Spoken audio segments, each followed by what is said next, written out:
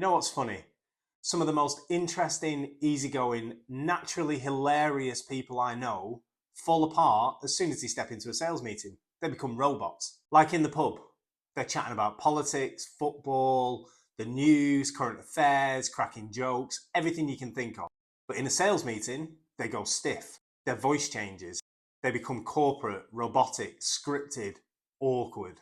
You can literally see the energy drain out the room as soon as they start speaking, which is completely the opposite to when they've got a pint in front of them talking about what the score was at the weekend. Sound familiar? Today I'm going to break down what the very best salespeople do and how you can do it too without 10 years of experience behind you. Let's be honest, most salespeople think they need to perform in a sales meeting. They put on this weird voice. They think they need to rehearse their pitch like a Shakespeare script. They go in thinking they need to impress. But what actually happens? Most of the time, they just piss the person off in front of them that they're trying to sell to. The customer, or potential customer, or maybe not, smells it. They clock that it's a performance. They don't feel like you're talking with them, they feel like you're talking at them. And what do people do when they feel like they're being sold to? What have you done when you've been sold to in the past by a car salesperson or a window salesperson? The shutters come down. They'll pull back, they become guarded. So here's the shift. The great salespeople do one specific thing that changes the game completely. What is that thing?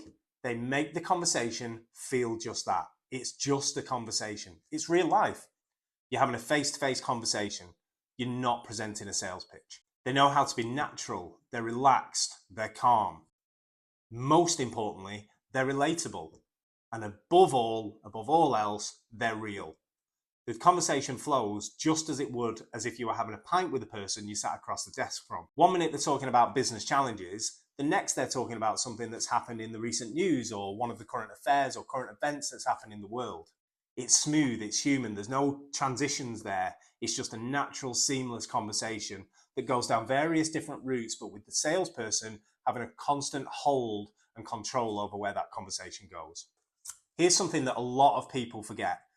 People do not buy from perfect salespeople. They don't want the perfect salesperson. They want somebody that they can speak to and that they can trust. That trust gets built through conversation and relatability. It doesn't come from the script that's on your slides or that you've rehearsed before you get in the meeting.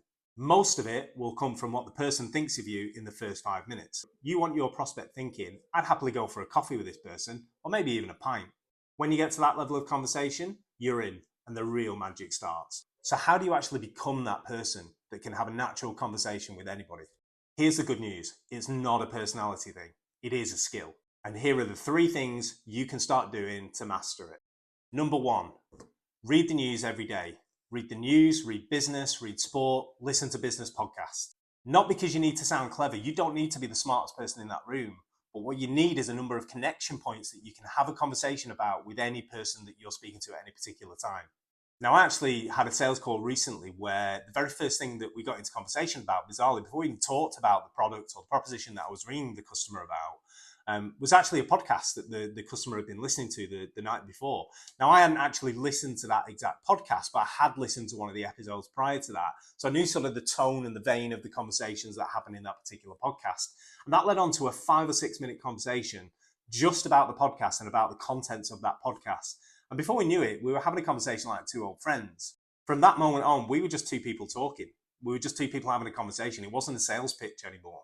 The sales came almost naturally after that. The more you know about the world, the more you can relate to people, and the more easy the conversations you can have with them will be. Number 2, drop the sales voice. You know what I mean. I know what I mean because I've done it a million times myself. I'm from Lancashire. I spent a lot of time living in Yorkshire, and I developed this sort of hybrid accent that I thought hid the 2 places that I'd spent most of my life in to make people believe I was more neutral, and it became my sales voice. Now you're hearing me speak in a full-on Lancashire accent. Maybe if I was in the pub with my friends, the Preston accent would come through a little bit more, but it's pretty authentic in terms of how I speak on a day-to-day basis. The sales voice is too polished, too digitized, and it's not what customers want to hear. It immediately puts them on edge and makes them think that you're not the real person that you're presenting. Talk like yourself. Laugh where you'd normally laugh. Don't force the laughs, but be open to laughing in a sales meeting or a sales call. Ask questions that aren't on your list. Go with the flow of where the conversation's going. If the customer sort of takes it down a route, for example, that podcast that I talked about a few seconds earlier, then ask questions about that. Don't be afraid to deviate from what the structure of the call that you'd planned out is, as long as you're in control enough to bring it back to that structure when the time is right. The more human you are, the more human they'll be, the easier the conversation's going to go. Number 3, and this one's big, stop trying to control all the conversation. Most salespeople's walk is to try and control the whole conversation. And whilst it's important to have control of the overall conversation and make sure the path of the conversation is heading down the road that you want it to go down, let the conversation deviate as the conversation develops. If the client mentions something interesting, go with it. And this is where number 1 is important, because you should have something to say, at least at a small level, to contribute to that conversation, to show them that you're a human. If one of your mates in the pub started talking about, I don't know, Bradford City, and you were a Liverpool fan, you would be able to come up with something to talk about around Bradford. I guarantee it. You just would. Even if it was just, yeah, they're not very good. Sorry, Bradford fans. But you would come up with something. Do the same with your customers. Don't be afraid to use the knowledge that you've got, the general knowledge of all different topics that you've picked up by doing point 1, and bring them into the conversation with the customer. It will increase that relatability and in turn increase that trust.